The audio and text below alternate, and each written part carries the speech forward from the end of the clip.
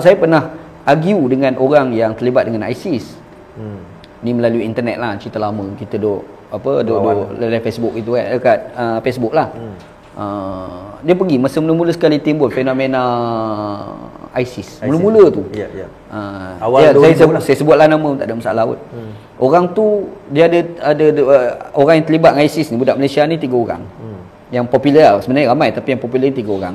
Yang pertama namanya Lutfi Arifin, bekas AJK Dewan Ulama Pak Kedah. Yang kedua namanya Dr. Mahmud. Dr. Mahmud ni dia bekas AJK Pemuda Pasar Selayang.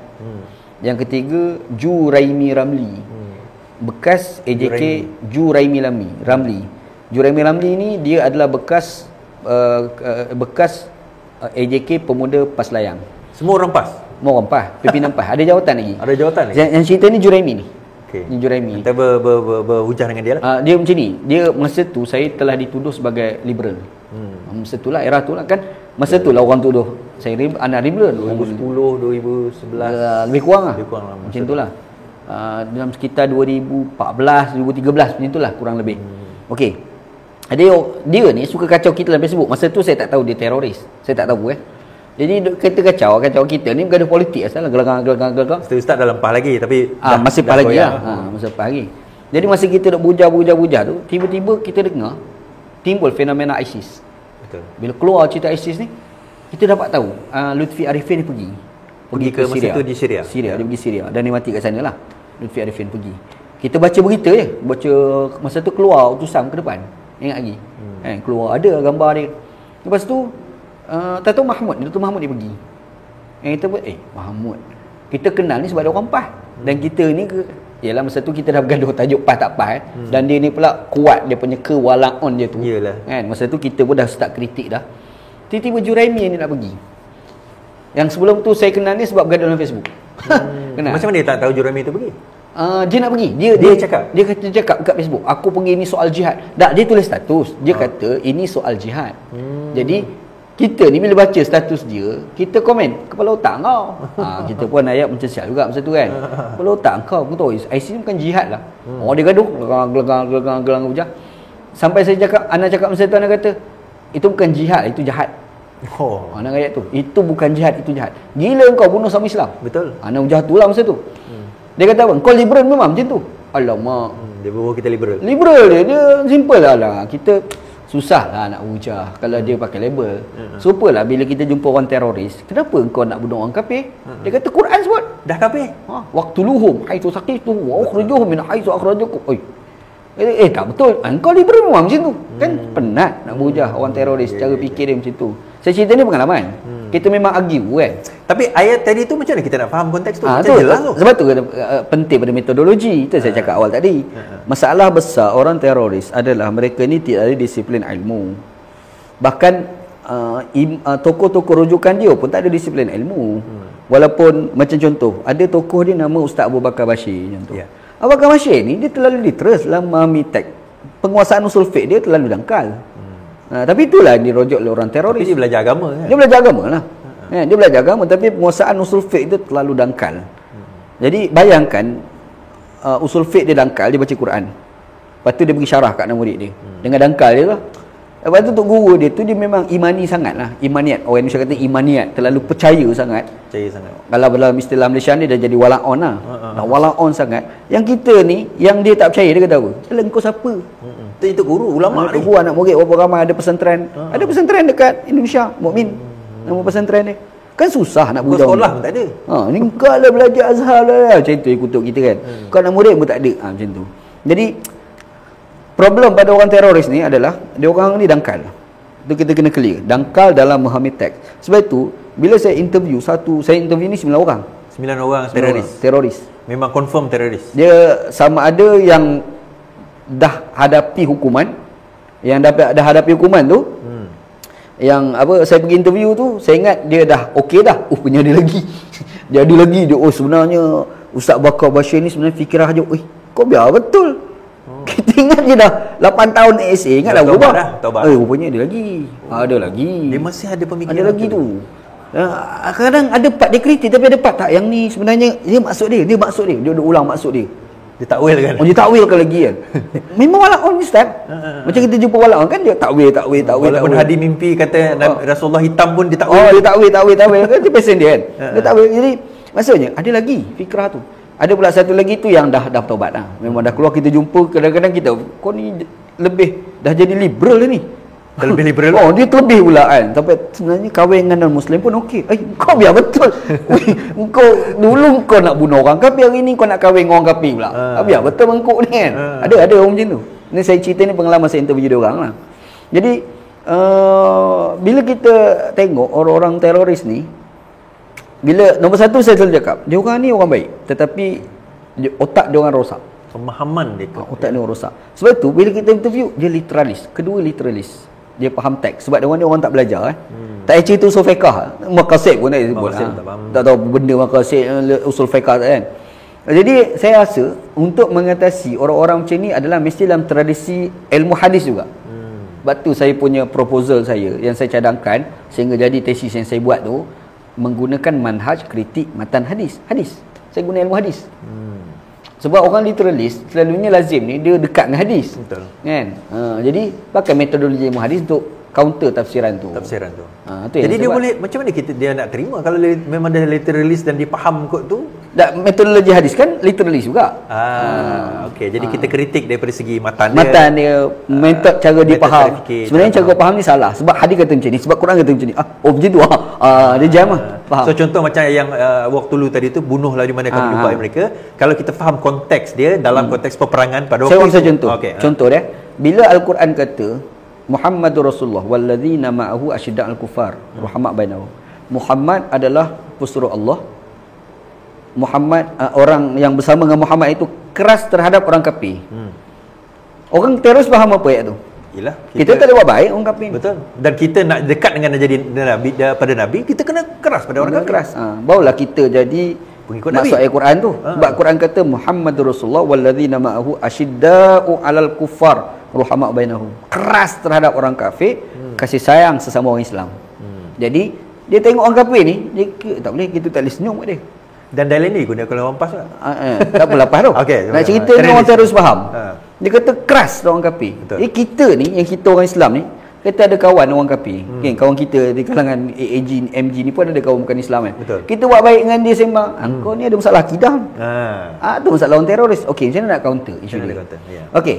Dalam manhaj kritik mata hadis ni dia ada kaedah iza ra'aital hadis yukhaliful uqul yubayyinul usul yunaqidul manqul fa'lam annahu mawdu'. Kaedah dia bila kamu tengok satu hadis itu dia bercanggah dengan akal.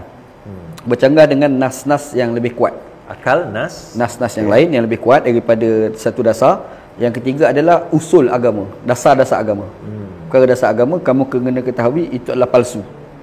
Itu adalah palsu Tiga sebenarnya tak banyak. Saya punya tesis pun saya buat 3 sebenarnya banyak. Tapi yang paling banyak saya masukkan dalam 3. Okey, 3 kategori. Jadi daripada yang banyak tu kita letak simpulan daripada semua itu dalam 3. Itu bercanggah dengan akal, bercanggah dengan usul, bercanggah dengan dasar agama. Apa ni? Nas. Akal, mangkul, usul, mangkul, ukul, mangkul, usul. Jadi itulah maksudnya akal, mangkul ni nas-nas yang lain. Usul ni dasar-dasar agama. 3 perkara. Alright. Kita pergi pada mangkul. Tak payah bahas yang panjang, tak nak bahas yang lain. Kita bahas pada mangkul nas-nas yang lain. Kalau contoh berkeras dengan orang kafir itu adalah tuntutan akidah. Sebab ayat kata macam tu kan. Abu Talib ni Muslim ke tak? Tak Islam. Tapi Nabi baik tak dengan dia? Baik. Baik. Kan dah bercanggah. Faham? Satu.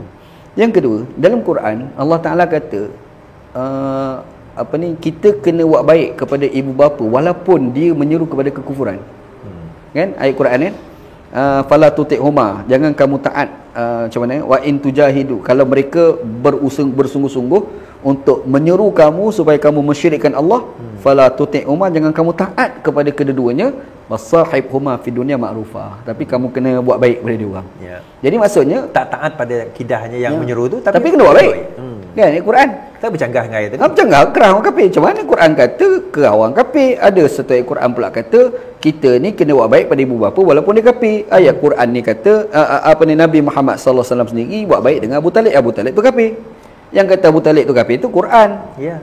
Innaka la tahdi man ahbabta. Kan? Orang kata kamu Muhammad tidak boleh memberi hidayah kepada siapa yang kamu sayang. Betul. Siapa yang Nabi sayang dalam ayat tu? Ya, ya, Nabi Muhammad, Abu Talib lah. Dan ayat tu clear sebut kamu sayang, Nabi sayang. Maksudnya Nabi tak keras lah sebab Nabi sayang. Ya. Ahbabta, kamu sayang dia. Ya. Quran yang kata Nabi ni sayang Abu Talib, tapi engkau tak boleh bagi hidayah. So dalam keadaan itu cara Macam mana lah? Maksudnya bila kau pergi faham berkeras dengan orang kafir tu tak akidah, salah tu. Kau faham salah. Ya. Lepas tu ayat Quran. Dia bukan masalah Quran, kau punya faham tu masalah. Ya. Quran tu tak ada masalah apa pun. Jadi macam mana penyelesaian dia? Jadi Obatnya? Obat dia. Maka di sinilah penting pada ilmu usul fiqh, usul tafsir. Dalam usul fiqh, usul tafsir ni dia kaedah. Al-ibrah bi umumil lafzi ma lam yakun lahu mu'arid. Fa illa fa khusus sabab. Sesuatu pengajaran ayat itu lihat pada umum lafaz, kecuali kalau ada percanggahan. Kalau ada percanggahan maka kembali kepada sebab yang khusus. Alright. Maksudnya asyidah al-kufar keras pada orang kafir. Orang kafir. Tapi ada bercanggah tak? Ada. Tadi kes kita bawa ni. Bercanggah Nabi Muhammad dengan Abu Talib, bercanggah Quran suruh baik ibu bapa yang kafir, bercanggah dengan Abu Talib tadi lah, okay? Jadi bercanggah kan? Bila bercanggah maka kena pergi pada sebab yang khusus. Tengoklah asbabun nuzul. Asbabun nuzul tu apa-apa penurunan cerita yang sebab turun ayat. Ayat kepada Ayat yang tu keras kan. pada orang kafir tu. Cerita masa Nabi Muhammad SAW buat perjanjian Hudaibiyah, Nabi Muhammad SAW kan ulur surat pada wakil kafir. Ya. Wakil kafir tu tengok ni siapa ni, Muhammad Rasulullah, siapa bismillah, kami tak kenal. Bismillah ganti bismikallahumma. Kan? Potong kat situ. Lepas tu pendek cerita tukarlah daripada bismillahirrahmanirrahim pada bismikallahumma. Jadi bila Nabi ulur pada orang kafir, okey kami setuju bismikallahumma. Orang kafir kata tengok. Tengok Muhammad, dia dah setuju kita. Satu. Lepas tu kan Muhammad Rasulullah diganti pada Muhammad bin Abdullah. Ya. Kan? Muhammad Rasulullah, kafir kata padam-padam, ganti Muhammad bin Abdullah. Jadi Nabi pun padam, ganti pada Muhammad bin Abdullah. Orang kafir kata Muhammad bin Abdullah. Quran terus turun. Muhammadur Rasulullah. Pertegaskan balik. Kan? Muhammad Rasulullah, Muhammad adalah Rasulullah. Wallazina ma'ahu, orang yang bersama dengan Muhammad keras terhadap orang kafir. Kafir tu kafir Quraisy. Yang cerita tu dalam perjanjian Hudaibiyah tu. Tu maksud dia. Dia tak ada kaitan cerita kat Malaysia lah pun, tak ada. Itu kaedah Quran tu kena faham. Ini orang panggil disiplin ilmu. Orang teroris tak belajar macam ni. Dan saya percaya orang PAS pun tak belajar. Saya percaya. Sebab saya tengok orang PAS ni bila saya ingat pasal dululah masa kita duk bergaduh-gaduh pasal pilihan raya sebelum ni kan. Ni kau nak backup orang kafir, dia baca Al-Quran tu lah. Kata kita nak argue susah sebab dia tak ada disiplin ilmu. Betul. Kan? Jadi bila tak ada disiplin ilmu, kita argue lah sekali kan, kau liberal, saya mau kena lah. Liberal, kau liberal. Padahal kau tak belajar. Kan? Kita yang belajar pula jadi jahat. Jadi macam tu kan. Jadi itu problem besar lah pada orang-orang teroris lah. Jadi pemikiran macam tu sebenarnya. Dia kita tengok tadi kan kemelampauan, kemudian radikal, kemudian dia jadi teroris.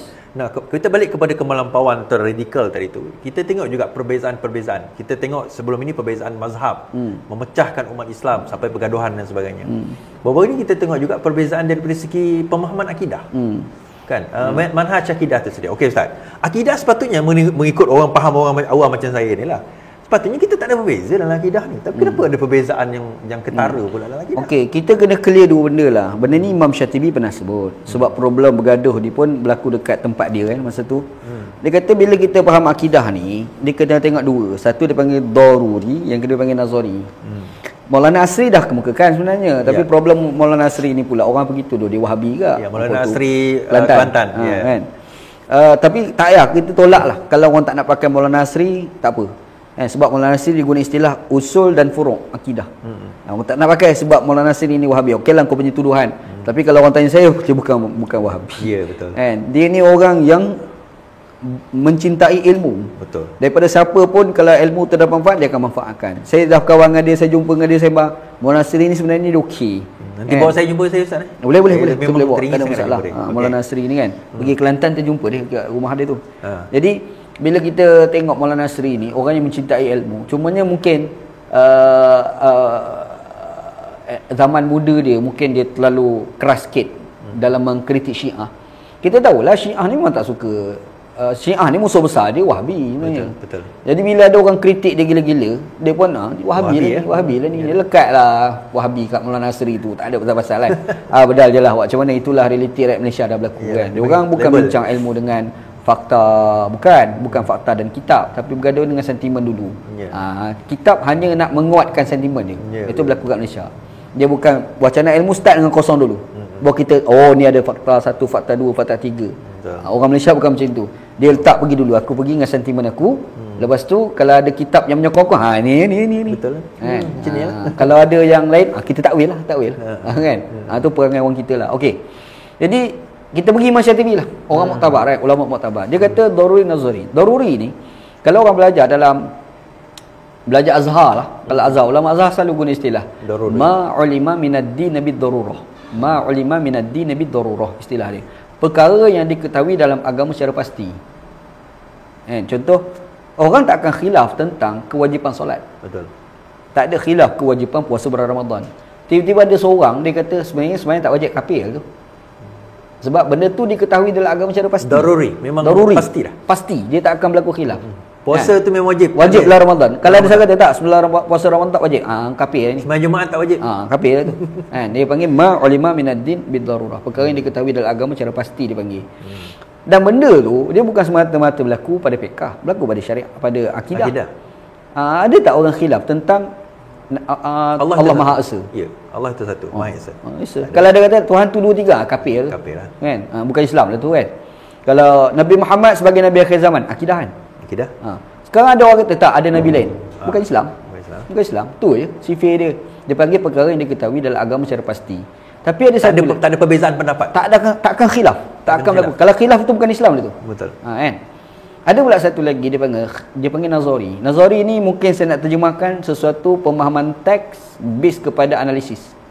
Dia kena analisis lagi teks tu. Sebab tu saya selalu tulis kat dalam Facebook tu, contoh macam bila sahabat Nabi pergi jumpa Nabi sallam, dia pergi tanya Nabi, wa kaifa abauna, bagaimana bapa-bapa kami terdahulu wahai Nabi. Nabi kata fa inna abi wa abaka finnar. Bapa aku, bapa kamu dalam neraka. Kita kalau literalis kita kata apa? Ayah Nabi masuk neraka? Abdullah tu masuk neraka. Abdullah masuk neraka, ayah Nabi. Nabi kan. Kita kata, Nabi ni nabi kata. Tapi sebenarnya memang ada orang percaya lagu tu. Betul. Memang ada lah orang percaya lagu tu. Betul. Dia kata bapa Nabi neraka. Kita kata tak. Dia kata kau gila atas hadis Nabi. Tapi kalau ada satu jenis ulama ni, dia kata sekarang ni kata nazari tu. Bila sebut nazari, dia perlu pada metodologi. Manhaj untuk kita nak faham nas. Ini orang panggil usul asy-syariah tu. Imam Syatibi bangkitkan yang ni lah. Okey. Jadi bila nak faham teks, saya tengok baca kupasan daripada Yusuf Al-Qaradawi, kupasan daripada Syekh Muhammad Al-Ghazali, yang ketiga kupasan daripada Dr. Atiyah Saqar, bekas mufti Mesir dulu. Meninggal lah. 3 ulama ni dia kata ada ayat Quran. Quran tu kata wa ma kunna mu'adzibin hatta nab'atha rasula. Kami tidak akan mengazab satu kaum kecuali kami datangkan rasul. Kami tidak akan mengazab satu kaum kecuali kami datang ke rasul. Soalan dia, masa Abu Talib, masa Abdullah ayah Nabi sallam ni meninggal, Nabi kat mana? Nabi belum dilahirkan lagi. Atau ada Nabi lain tak mungkin? Tak ada. Tak ada kan? Zaman Nabi Muhammad dengan zaman Nabi Isa ni ratusan tahun. Ratusan tahun. Jadi 600 tahun. Apa hakikat ajaran Nabi Isa orang dah tak tahu. Betul. Kan? Jadi ayah Nabi ni meninggal sebelum Nabi dilahirkan. Betul. Jadi Quran kata kami tidak akan azab satu kaum kecuali kami datangkan rasul. Jadi maksudnya ayah Nabi tu syurgalah kalau habis ayat Quran tu kan? Yalah kalau tak neraka syurgalah, takkan nak masuk tempat lain, mana ada dua tu je kan? Kan? Jadi maksudnya syurgalah yang Nabi salam tu. Alright. Lepas tu hadis ni. Macam mana nak tahu? Hadis ni. Jadi orang macam Qaradawi, orang macam Sa'id macam apa ni Dr. Atiyah Saqar, Syekh Muhammad Al-Ghazali, dia bahas, dia kata perkataan abi ni dalam penggunaan Nabi salam bukan mesti merujuk kepada bapa betul. Sebab ada kes Nabi panggil bapa saudara dengan abi. Ada. Iaitu ketika Nabi SAW dekat dengan pembukaan Fathu Mekah, pembukaan Kota Mekah, pak saudara Nabi nama Al-Abbas bin Abdul Muttalib jumpa Nabi sallam. Dia kata aku nak pergi awal ke Mekah, berunding dengan Abu Sufyan. Abu Sufyan kan masa tu dia tak Islam lagi kan? Islam lagi. Jadi Nabi kata jangan pergi, takut-takut kau pergi awal kau kena bunuh. Dia kata tak, Abu Sufyan ni dia akan selamatkan aku. Kan? Abu Sufyan lah ketua kerajaan Mekah pada masa tu. Sebab aku dengan dia lama berkawan. Kata Abu Sufyan lah. Kata Al-Abbas lah. Abbas. Pendek cerita ni berkata okeylah, tak apalah. Pergilah. Nabi bagi unta Nabi, kau pergi dengan unta aku. Pergi. Tapi Nabi masa Abbas pergi tu Nabi bimbang. Jadi apa Pak saudara aku? Duduk bimbang. Last kali Nabi sebut satu perkataan. Nabi kata raddu alayya abi. Hantar balik kepada aku abi, bapa aku. Ya. Abi kat sini siapa dia? Yalah pakcik dia lah. Pakcik lah, pak saudara dia. Jadi bila Nabi kata fa inna abi wa abaka finnar, bapa aku, bapa kamu dalam neraka. Siapa abi kat sini? Ada pakcik dia yang masuk neraka. Abu Lahab. Ya. Abu Lahab pak saudara Nabi. Pak saudara. Abu Talib. Ya. Jadi kalau fa inna abi wa abaka finnar, bapa aku, bapa mungkin Abu Talib, mungkin Abu Lahab. Di situlah timbul bila ayat itu tak jelas ataupun hadis itu tak jelas. Itu Nazari. Itu apa bagi Nazari itu? Saya terjemahkan Nazari ni adalah pemahaman berasaskan pada analisis. Bila analisis dia ada metodologi. Metodologi 1 2 tak sama. Betul. Metodologi literalis ayah Nabi Abdullah lah. Itu literalis. Yang geng-geng yang tidak literalis ni pula melihat konteks gabungan ayat dan ayat lah apalah, dia pun kata tak, bukan ayah Nabi Abdullah tapi pas saudara Nabi. Metodologi kan tak sama. Betul lah metodologi antara imam-imam mazhab 4 pun tak sama. Ini orang panggil usul asyariah. Yang ni lah geng-geng ni tak faham.